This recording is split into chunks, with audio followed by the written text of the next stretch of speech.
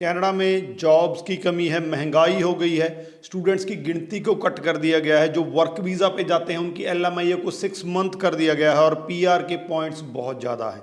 इस पे आपने बहुत सी वीडियो देखी होंगी, बहुत से किस्से सुने होंगे, लेकिन कोई भी ये नहीं बताता है कि इन चीज़ों का फ्यूचर क्या है। तो इस वीडियो में इन सब चीज़ों का फ्यूचर आपको बताने जा रहा हूँ। जो प्रेडिक्शंस आ रही हैं, जो लग रहा है कि कनाडा इस तरफ बढ़ रहा है, प्रॉपरली बताऊंगा। स्टडी वीज़ा वालों के लिए, वर्क वीज़ा वालों के लिए, विजिटर वीज़ा वालों के लिए, PR का भी इसमें हम डिस्कस करेंगे। तो पूरे का पूरा कैनेडियन इमिग्रेशन का जो है फ्यूचर क्या हो सकता है। चाहे आपने कनाडा 2 साल के बाद अप्लाई करना है, अब अप्लाई करने वाले हैं, कनाडा में बैठे हैं, सबके लिए ये वीडियो मस्ट वॉच है। तो वीडियो को एंड तक देखिएगा। उससे पहले हमारा YouTube चैनल जरूर सब्सक्राइब कर लीजिएगा कि इस पे आपको ऐसी ही इंफॉर्मेटिव एंड यूनिक वीडियोस देखने को मिलती है। तो बात करते हैं कनाडा के इमिग्रेशन के फ्यूचर की। सबसे पहले स्टडी वीज़ा की बात करते हैं। स्टडी वीज़ा पे हमें पता है कि कट लग चुका है, गिनती कम कर दी गई है। तो यहाँ पे आने वाले टाइम में क्या हो सकता है, सबसे पहले मैं बता दूं, जो कट लगा है वो 2 साल के लिए लगा है, क्योंकि उन्हें लगता है कि जो टेम्परेरी रेजिडेंट हैं वो ज़्यादा आ गए हैं, जिनकी वजह से वहाँ पे हाउसिंग क्राइसिस हो गया है, महंगाई बढ़ गई है। तो 2 साल के लिए ये टेम्परेरी कट लगा है। उसको बाद फिर से इसको रिवाइज किया जाएगा। अगर सिचुएशन बेटर होती है तो इसको बढ़ा दिया जाएगा, अदरवाइज इसको सेम रखा जा सकता है। लेकिन 2 साल में सिचुएशन नेचुरली है वो सही हो जाएगी। लेकिन उसके बाद क्या होगा जब 2 साल के बाद, तो एक मोस्ट ट्रस्टेड फ्रेमवर्क जो मैं 2-3 वीडियोस में आपको एक्सप्लेन कर चुका हूं, जिसमें ऐसे यूनिवर्सिटी कॉलेजेस को उठाया जाएगा जिनकी बहुत बढ़िया स्टडी होती है, क्वालिटी स्टडी प्रोवाइड करते हैं, गवर्नमेंट की जो policies and rules and regulations हैं उनको फॉलो करते हैं, इंटरनेशनल स्टूडेंट्स को बहुत बढ़िया जो है इन्वायरमेंट देते हैं। तो उसके बेसिस पे एक लिस्ट बनेगी, उन कॉलेजेस यूनिवर्सिटीज़ के ही वीज़ा आएंगे, उनको ही प्रेफर किया जाएगा। तो मोस्ट ट्रस्टेड फ्रेमवर्क आने वाले 1 या 2 साल में हमें देखने को मिल सकता है। तो ये एक बड़ा फ्यूचर है कनाडा के स्टडी वीज़ा का। दूसरा, कनाडा में स्टडी वीज़ा, ये बहुत ज़्यादा इंपॉर्टेंट है, इसको ध्यान से सुन लीजिए अगर स्टडी वीज़ा अप्लाई करने वाले हैं।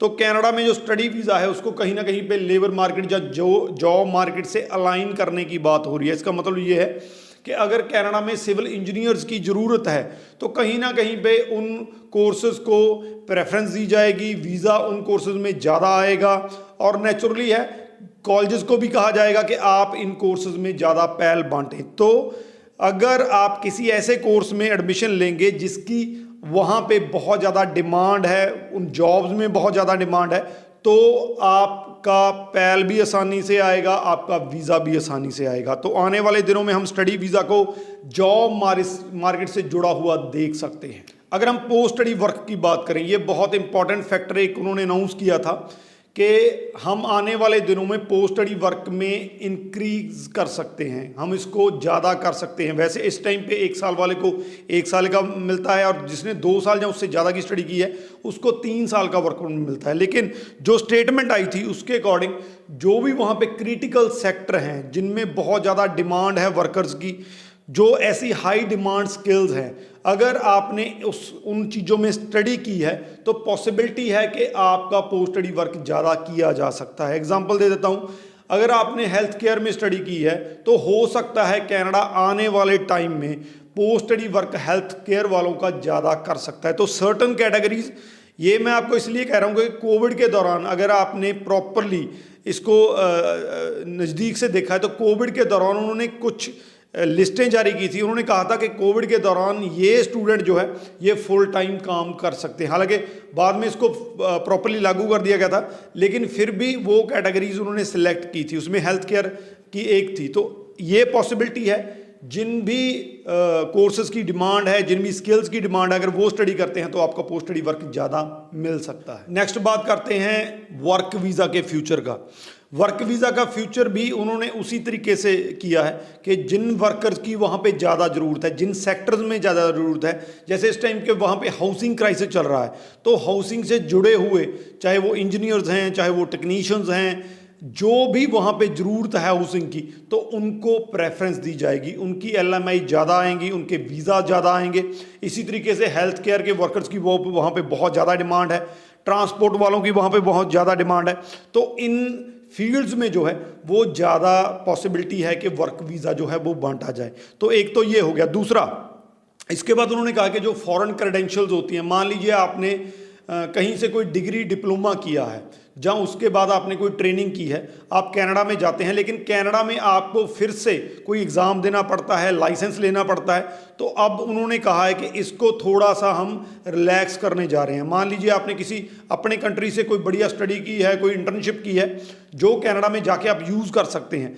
तो उन्होंने कहा है कि हम जो वहाँ पे क्रेडेंशियल्स की रिकॉग्नाइजेशन करनी है, जो आपके पास स्किल है उसकी जो रिकॉग्निशन हमने करनी है, उसमें थोड़ी रिलैक्सेशन देंगे और उसका प्रोसेस भी फास्ट करेंगे, ताकि जो भी वर्कर वहाँ पे जाएं वो अपने फील्ड में, सेम फील्ड में जाके काम कर सके। जैसे वहाँ पे इंडियन डॉक्टर जाते हैं तो वहाँ पे बहुत ऐसे हैं जो कैब चलाते हैं इंडियन डॉक्टर, क्योंकि उनको उनकी स्किल की रिकॉग्नाइजेशन नहीं मिल पाता है। तो ये एक बड़ी बात है। अगर आने वाले टाइम में ऐसा होता है तो जितने भी वर्कर, स्किल्ड वर्कर वहाँ पे जाएंगे, वो अपनी स्किल के साथ सेम फील्ड में उसी तरीके की जॉब कर सकेंगे। इसके बाद बात करते हैं पीआर की, परमानेंट रेजिडेंसी की, क्योंकि ये एक ऐसा मुद्दा है जो इस टाइम पे कनाडा में बहुत ज़्यादा उठा हुआ है। तो हालांकि इस टाइम पे स्कोर काफ़ी ज़्यादा है सीआरएस का। बहुत से स्टूडेंट ऐसे हैं जो अपने वर्क वीज़ा के बाद भी वो स्कोर जो है वो टच नहीं कर पा रहे हैं। तो फ्यूचर क्या हो सकता है? सबसे पहला, इन्होंने ऑलरेडी डिक्लेयर कर दिया था कि हम कैटेगरी बेस्ड जो है वो ड्रॉ निकालने जा रहे हैं। पहले ड्रॉ सिंपल निकलता था, अब कैटेगरी बेस्ड मतलब वहाँ पे जैसे उन्होंने स्टेम वालों का निकाला था। स्टेम वालों की बहुत ज़्यादा ज़रूरत है, साइंस, टेक्नोलॉजी, इंजीनियरिंग, मैथमेटिक्स वालों की डिमांड है, तो इन्होंने स्टेम का अलग से ड्रॉ निकाला। इसी तरीके से हेल्थ केयर वालों की डिमांड है, जैसा मैंने पहले कहा, तो उनका ड्रॉ अलग से निकला है। पहला तो ये है कि जिन कैटेगरीज की वहाँ पर डिमांड है उनका ड्रॉ अलग से निकाला जाएगा। उनके जो भी वहाँ पर स्टडी की है, जिसने भी वहाँ पे वर्क किया है, तो उनको प्रेफरेंस दिया जाएगा। दूसरा, अगर फ्रेंच लैंग्वेज आपको आती है, फ्रेंकोफोन जिसको वो बोलते हैं, उसको बहुत ज़्यादा जो है इस टाइप के बाद प्रेफरेंस मिलने वाली है, जहाँ इस टाइम पे भी मिल रही है। तो अगर आपने फ्रेंच का A1, A2, B1, B2 जहाँ उससे भी ज़्यादा लेवल किया है, तो पॉसिबिलिटी है कि पीआर में आपको प्रेफरेंस दी जाएगी, आपका पीआर जल्दी हो सकता है। तो पीआर, अगर हम एक्सप्रेस एंट्री की बात करें तो ये ड्रॉ जो है कैटेगरी बेस हो सकते हैं। पीएनपी की बात करें तो उन्होंने ऑलरेडी डिक्लेयर कर दिया कि 2024 में जो पीएनपी है वो सबसे बड़ा पाथवे होने वाला है जब आप परमानेंट रेजिडेंसी अप्लाई करते हैं। तो पीएनपी को बड़े गिनती पे प्रमोट किया जा रहा है, लेकिन इसमें उन्होंने एक साथ एक काम और किया है कि पीएनपी के जो कोटा है उसको पहले से डिक्लेयर कर दिया जाए। मान लीजिए 2025 का कोटा है, उसको 24 में डिक्लेयर कर दिया जाए, ताकि प्रोविंस जो हैं वो अपने हिसाब से तैयारी कर सकें, वो अपने हिसाब से आगे उसको लेके जा सकें कि जिस कैटेगरी में उन वर्कर्स की उनको ज़रूरत है तो वैसी वो प्लानिंग कर सकें। तो पीएनपी एक बड़े लेवल पे बड़े जो है रोल प्ले कर सकता है 24 और उसके बाद वाले। वैसे मैं आपको बता दूं, जो ओवरऑल इन्होंने टारगेट रखा है 24 का 4,85,000 का है पीआर का, उसके बाद 5 लाख का है 25 का, और 26 का भी 5 लाख का है। तो ये 15 लाख का टारगेट जो है ये 3 सालों का ऑलरेडी डिक्लेयर कर चुके हैं। इस चीज़ में मैं एक चीज़ और जोड़ दूं, इन्होंने कहा कि हम विजिटर और टूरिस्ट वीज़ा को एक्सपीडिट करने जा रहे हैं, यानी कि इनका प्रोसेस फास्ट करने जा रहे हैं, जो कि हमें देखने को मिल रहा है। 24 में जितने भी विजिटर वीज़ा लग रहे हैं या टूरिस्ट वीज़ा लग रहे हैं, अगर प्रोफाइल ठीक है, पर्पस ऑफ विजिट ठीक है, फाइनेंशियल पोजीशन आपकी ठीक है, तो पॉसिबिलिटी है कि आपका वीज़ा आ जाएगा। तो इस चीज़ का ऑलरेडी वो डिक्लेयर कर चुके हैं और इसके रिजल्ट भी हमें देखने को मिल रहे हैं। और लास्ट में बात करते हैं महंगाई की। कनाडा में इस टाइम पे रिसेशन है, ये बातें हो रही हैं, लेकिन इसका उल्टा ये है। सबसे पहले मैं बता दूं कि कनाडा ने, आप गूगल पे जाके चेक कर सकते हैं, 2024 में रिसेशन को बीट कर दिया है। पहले ये कहा जा रहा था कि कनाडा रिसेशन में जा सकता है, लेकिन बीट कर दिया है। ये गुड न्यूज़ है सबके लिए।